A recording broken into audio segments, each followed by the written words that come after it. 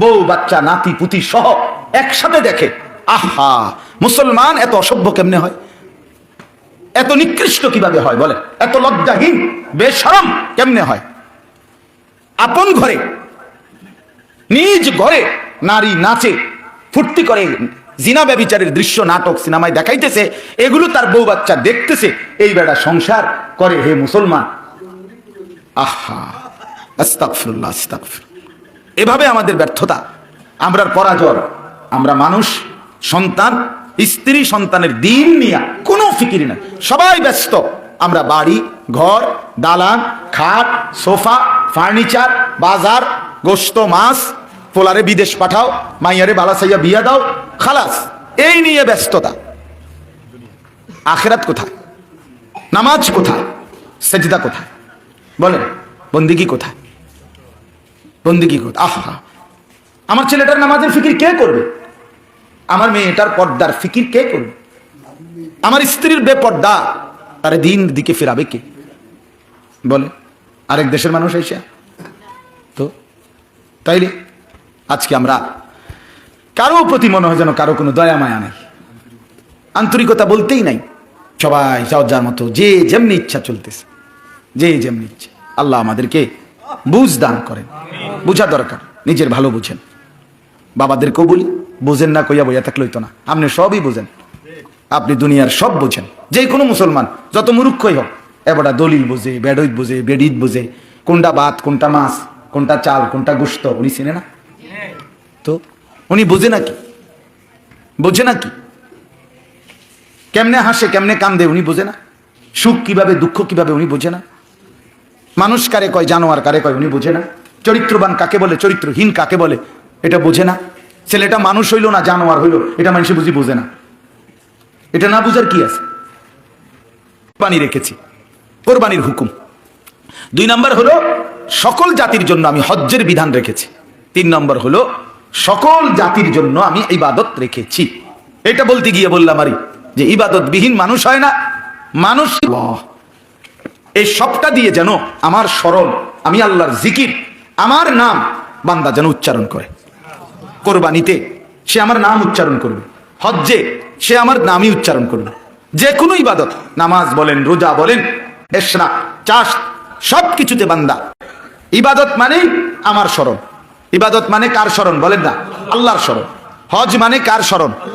কোরবানি মানে কার স্মরণ? আল্লাহর। এই হলো হিসাব। আল্লাহ তাআলা বলেন লিয়াযকুরুসমাল্লাহ, বান্দা যেন আমার নাম উচ্চারণ করে। আল্লাহর চাওয়া। আল্লাহ তাআলা আমাদেরকে বানাইছেন বাপ। ছেলেরা তোমরাও শোনো ভাই, জীবনটা বরবাদ করে দিও না, এভাবে হেলে ফেলে নষ্ট করে দিও না। এখনো তো কয়েকজন ছেলে আইসা বসলা, কিন্তু মাগরিবের নামাজ তো পড়ো নাই। আমি তো বুঝি ভাইয়া, চেহারা দেখলেই তো তোমার মতো অপদার্থ রে চিনা যায় রে ভাইয়া।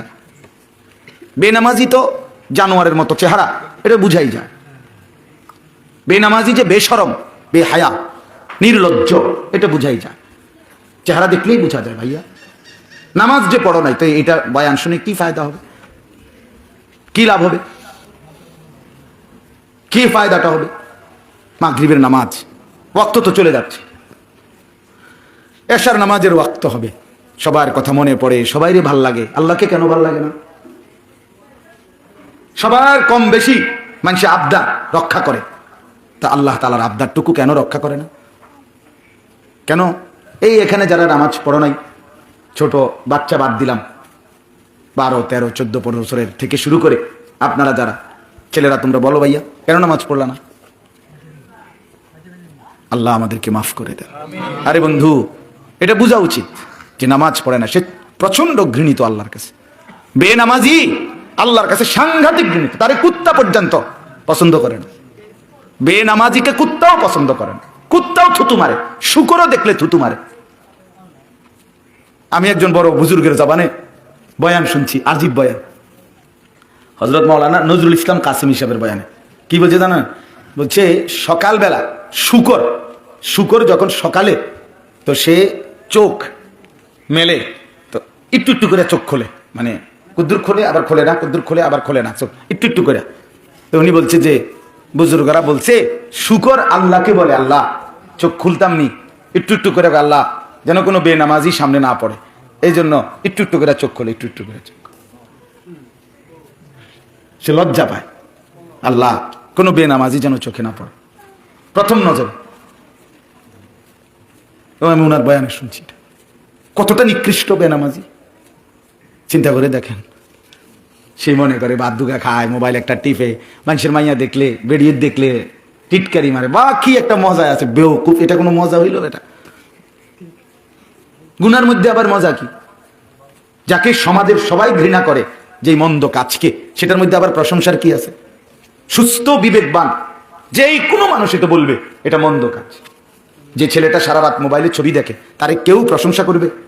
যে ছেলেটা কখনোই নামাজ পড়ে না তারে কেউ ভালো বলবে? যে ছেলেটা মেয়ের পিছনে পিছনে ঘোরে তারে কেউ ভালো বলবে? তো যে সকলের কাছে ঘৃণিত, সে ভালো হয় কেমনে? সে তৃপ্তি পায় কেমনে? চলে কেমনে? খুশি হয় কেমনে? এত মানুষের ঘৃণা, থুতুনিয়া, একটা ছেলে বড় হয় কিভাবে? আজকে মা বাপ এটা বুঝেই না। এরা বোঝে কি? চরিত্র থাকুক বা না থাকুক, নামাজ থাকুক বা না থাকুক, টাকা পয়সা কামায়নি, কোগার টাকা যদি ফুতে কামায় খালাস, দেশে থাকতে হোক আর বিদেশ থাকতে হোক, টেহা ইনকাম করছে না, আর কোনো চাওয়া পাওয়া নাই, হাতে টাকা দিতে আছে, টাকা কামাইতেছে, খালাস। মাইয়াগা কোন রকমে পয়সাওয়ালা, মানে মোটামুটি সংসারটা খাইয়া পয়রা চালাইতারে এমন একজন বেডইতের কাছে বিয়ে দিতে আসছে, আর কোনো চিন্তা নাই। এবারে জামাইয়ের চরিত্র থাকুক বা না থাকুক, জির চরিত্র থাকুক বা না থাকুক, এটা দেখার বিষয় না। খাইয়া দাইয়া বালা আসেনি, বুঝেন না কথাটা? খাইয়া দাইয়া যদি বালা, আলহামদুলিল্লাহ বালা, আল্লাহর রহমতে বালা আছে, আমগো দোয়ায়, আমগো দোয়ায় হাবড়ার জি বালা। বুঝছেন না? ঈশা মানে খানা, দুনিয়া, ভাত মাছ চাল ডাল, টাকা পয়সা, এইটাকেই আজকে মানুষ শেষ ভালো মন্দের মাপকাঠি বানায় নিছে। ভালো আছে খানা দানায়, ভালো নাই খানা দানায়, অর্থাৎ টাকা পয়সা কামাই করে না, ভালো নাই। কি অবস্থা? যারা ফোলাগার কি না লাইনে নাই, ভালো নাই, কিন্তু না সারে না পয়সা ইনকাম নাই, এ টাকা হিসাব, টাকা হিসাব, এই হলো এই হিসাব। এটাই বুঝি কথা।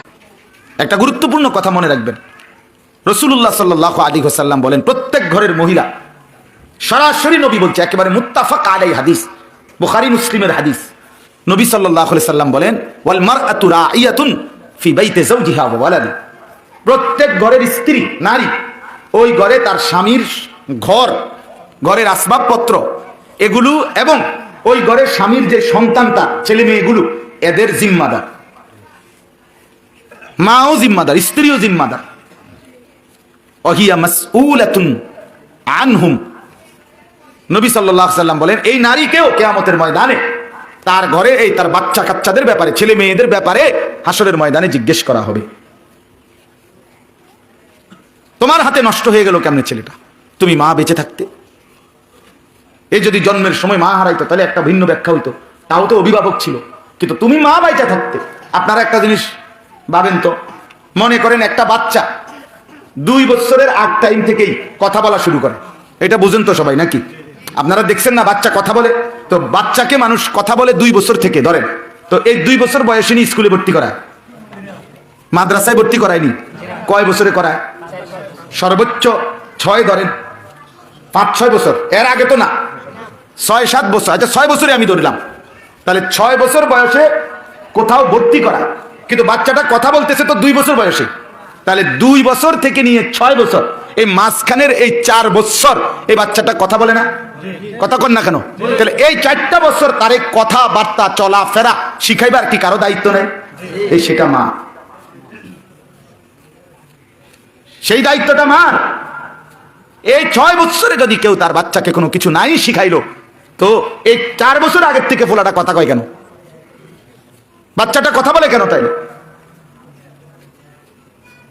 বলেন, কথার কথা। আমার 2.5 বছরের বাচ্চা মেয়ে, সে তো আলহামদুলিল্লাহ কলেমা পড়তে পারে, লা ইলাহা ইল্লাল্লাহ বলতে পারে, আউযু বিল্লাহি মিনাশ শাইতানির রাজিম এটা কইতে পারে, বিসমিল্লাহির রহমানির রহিমটা বলতে পারে, ভাইয়া ভাইয়া কয় আর একটু একটু করে কয়। এটা তো তার ঘরে ওই বাচ্চার মা, আমার বিবি, তার বোন, মানে আমার বড় মেয়ে, তো তারা একটু একটু করে শিখাইতেছে। তাহলে এদের দায়িত্ব নাই? তো মারা দায়িত্ব পালন করে কই? মারা জিন্দিগি বানায় নিছে, তাদের সাজগোজ, গহনা অলংকার, নিজের শরীরের কাপড় চোপড় এইটা যথাসম্ভব বাজার মার্কেট থেকে কিনা, আর বাকি টাইম রান্না বান্নার অতিরিক্ত তারা নাটক, সিনেমা, টেলিভিশনের সামনে কিংবা নিজ মোবাইলে এই টিপতে থাকা, এ খালাস, এই জিন্দেগি। তো সন্তানকে গড়বে কে? ছেলেটাকে কে গড়বে? মেয়েটাকে কে জীবন সাজিয়ে দিবে? আরবি ভাষায় প্রবাদ আছে, হিদনুল উম্মাহাত মাদ্রাসাতুল বানাত। মায়ের কোল সন্তানের পাঠশালা, সন্তানের বিদ্যালয় মায়ের কোল। মায়ের কোলে বাচ্চা দিন শিখে, মায়ের কোলে বাচ্চা আল্লাহ চিনে, মায়ের কোলেই বাচ্চা আখিরাত চিনে। আজকে এই বাঁধন ছাড়া হয়ে যাওয়ার কারণে 16 বছরের মুসলমানের ছেলে একটা সূরা শুদ্ধ বলতে পারে না। আহারে ব্যর্থতা। ওফ, এত সুন্দর মুসলমানের বাচ্চা 14 বছর, 16 বছর, 18 বছর আল্লাহর কোরআনের একটা সূরা শুদ্ধ করে পড়তে পারে না। এর চাইতে বড় ব্যর্থতা, আমাদের লজ্জা, লাঞ্ছনা আর কি হইতে পারে? কি হইতে পারে বলে? এর চাইতে বড় আফসোস, পরাজয় আর কি আমাদের? এই জন্য ভাইয়া, ধীরে ধীরে আমি তো প্রায় বলি রে বাপ, ইনসাফের দৃষ্টিতে যদি কেউ ব্যাখ্যা করে তাহলে হালাত, ফিলিস্তিন সারা জীবন নির্যাতিত হবে, রোহিঙ্গা সারা জীবন নির্যাতিত হবে, আর আমরা সারা জীবন এই আরামে থাকমু, এটার কি নিশ্চয়তা? হ্যাঁ, আমরা সবাই জুনায়েদ বাগদাদি নাকি? আমরা বেরিয়ে সব রাবেয়া বসরি না? তো ফিলিস্তিন আজীবন নির্যাতিত হবে, মুসলমান আপনি আজীবন সুখেই থাকবেন, কার থেকে পাইলেন এই নিশ্চয়তা?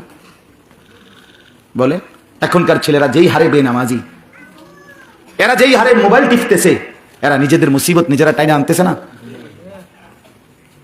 নিজেদের বিপদ নিজেরা।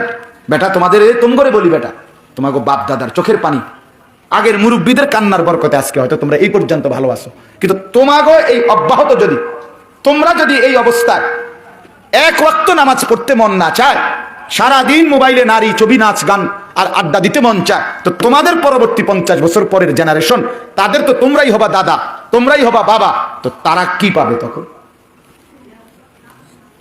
বলেন না, আপনি একটা হিসাব মিলান।